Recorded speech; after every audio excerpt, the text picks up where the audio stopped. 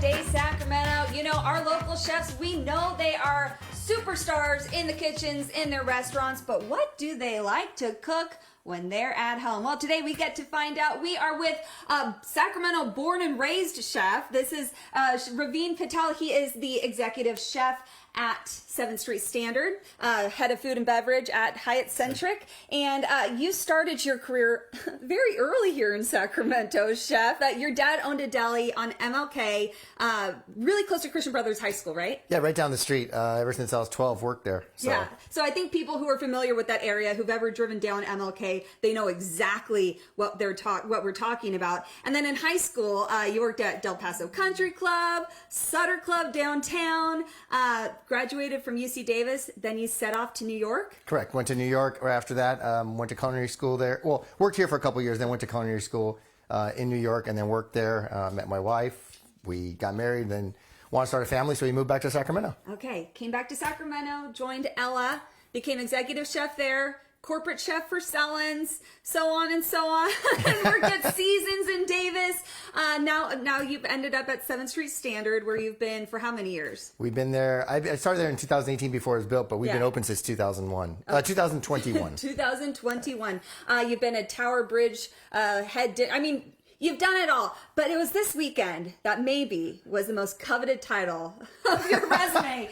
You guys are looking at Bacon Fest. We have some pictures. Judge's Choice, People's Choice, Best Dish. You nearly swept the competition. What was that like for you? Oh, it's pretty amazing, you know. And then being around, you know, the other chefs and stuff, and we're a small community, so we're all tight, and so. You know, it's a fun thing to hang out and cook with them, and then it's also, you know, fun to get one up on each other. Oh, so. For sure. All in good fun, but nice to take home what's known as the Guido Cup.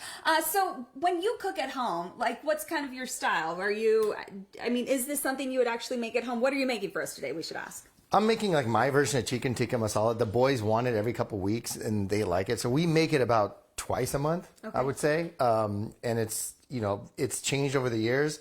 I kept it super like authentic, and now the kids like it more like you would just find at your regular Indian restaurant. So we kind of tweaked it to kind of taste like that because that's what they like. Yeah, it sounds delicious.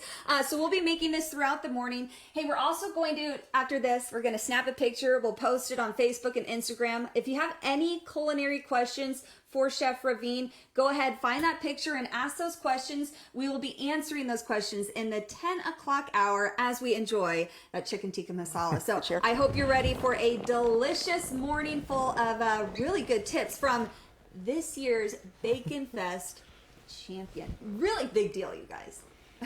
That is a big deal. Thank you, Molly. Highlight of your culinary career. Thanks, Malls. Learn some skills to make a culinary masterpiece this morning. Yes, indeed. Molly Real is live learning how to cook like a chef. Getting some helpful tips this morning. Hi, Malls. Yes. Good morning. Not just any chef. Chef Ravin Patel of the 7th Street Standard, a Sacramento born and raised chef, recent champion of the Sacramento Bacon Fest, kind of a big deal. So what do you cook when you cook at home, chef? Today you're showing us how to make chicken tikka masala? Correct. Chicken tikka masala. Pretty easy, I say, but there's a lot of ingredients. But yeah, it's a dish my boys like to eat a couple times a month. So we whip it up in a couple days. You know, you marinate things a day ahead or two.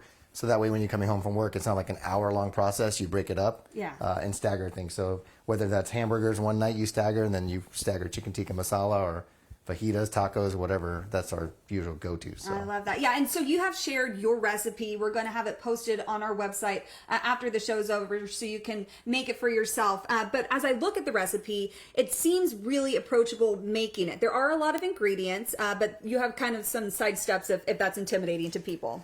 Correct. Like you can make everything, you know, with every single ingredient separate, or you can, you know, you can go to local grocery stores, especially in Sacramento, we're so diverse. You can find, you know, you can go to Sprouts and find probably tandoori paste in the aisle or a pouch of, you know, masala that you can use. So you can sub those things in, you know, and then adding only fresh, maybe onions and heavy cream and a little tomato paste, and using that paste or mix, you can easily create the same thing. Got it. Okay, so you talked about doing this in steps. So you have already marinated and cooked the chicken. Tell us about this marinade.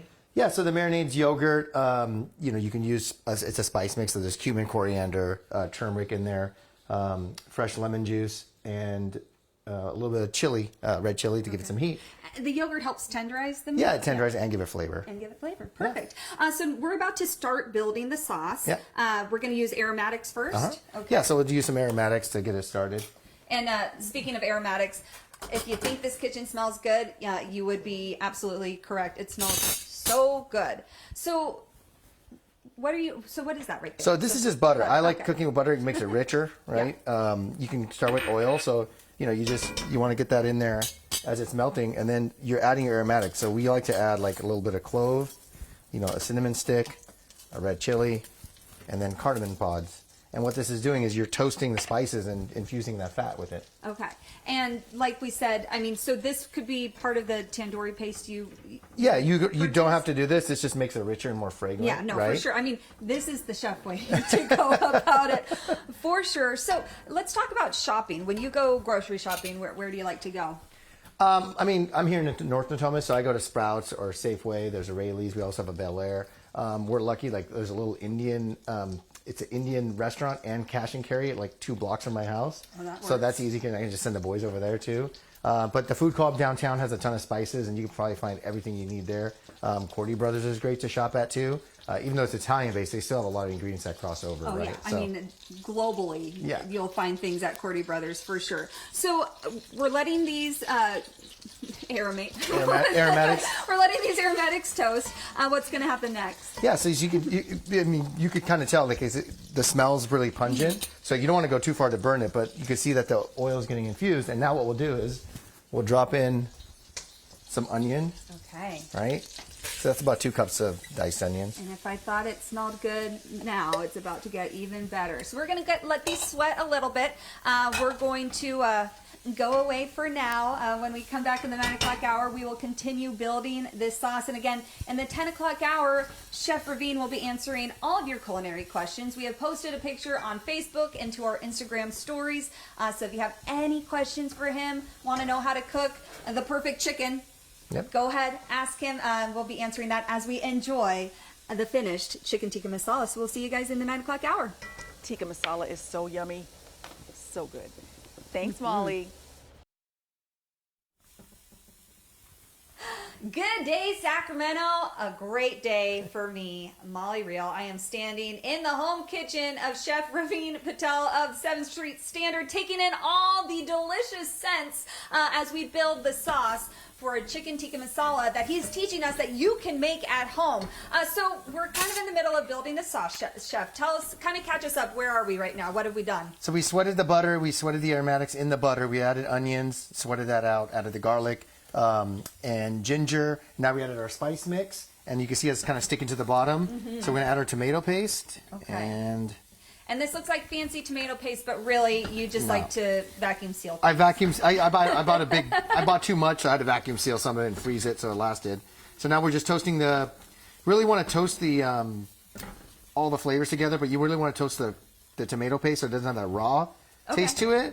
And it adds this deep color. So instead of using a pre-made spice mix that has sometimes food coloring, I like to build it with layers, create the flavors, and also the caramelization gives it some of that color. Okay, so you're caramelizing the tomato paste. Yeah, you're and the spices on the bottom, see? So it's not burning, and that's called fond in French. And then what we'll do is so it's been cooking for a little bit here. We'll turn up the heat. And you can see the tomato paste has acid in it, so it'll actually start picking up that. So it caramelizes, but then the acid reacts and picks up the caramelization. Ooh. Off the bottom. So it keeps building and building, so it's getting richer and richer. Science. Yeah. They call it a Maillard reaction. Okay. And you did study at the French Culinary Institute in New York. You know your stuff, don't you? Yeah.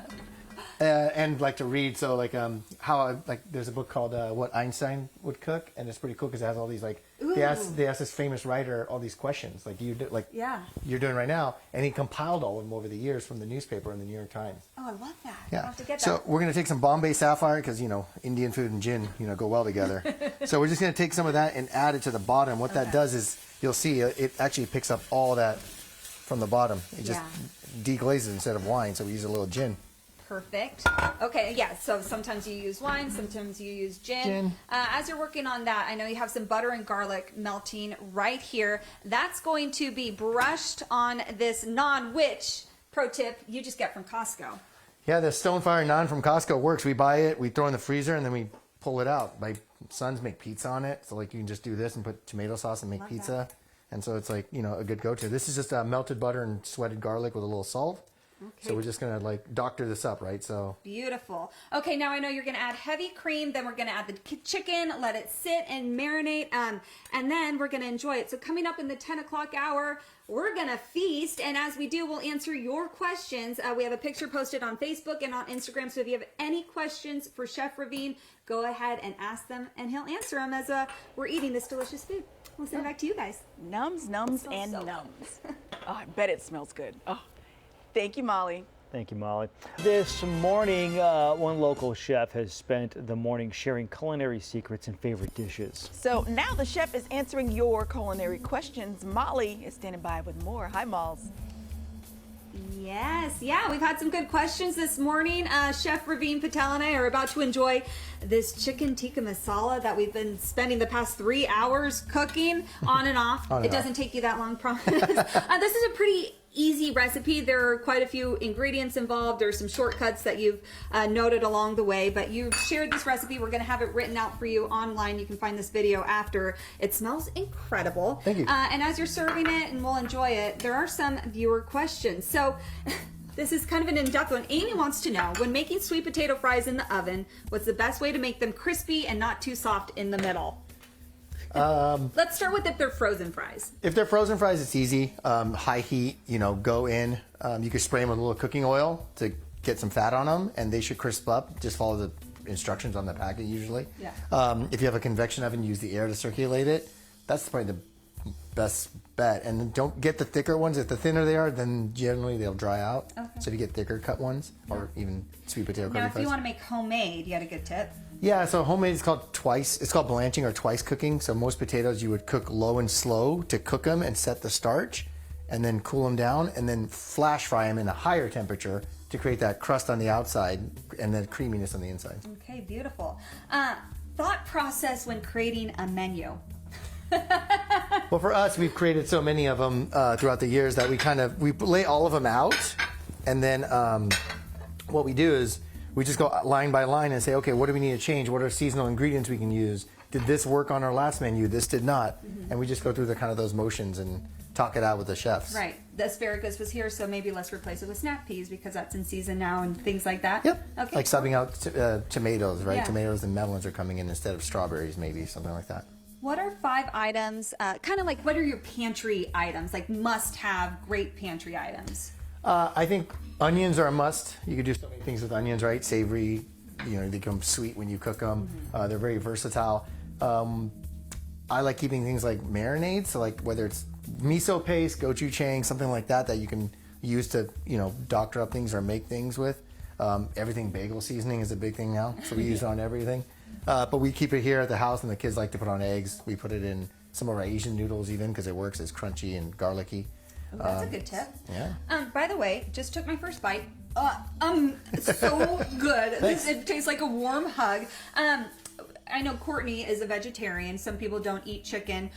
What would be a good replacement if you wanted to make this vegetarian? So we start with butter. You don't have to use butter. You can use oil, like an avocado oil. Instead of heavy cream, you can always use coconut milk. And instead of chicken, you can go 2 ways. If you're vegetarian, you can put paneer in it, right, which is an Indian ingredient. It's a cheese.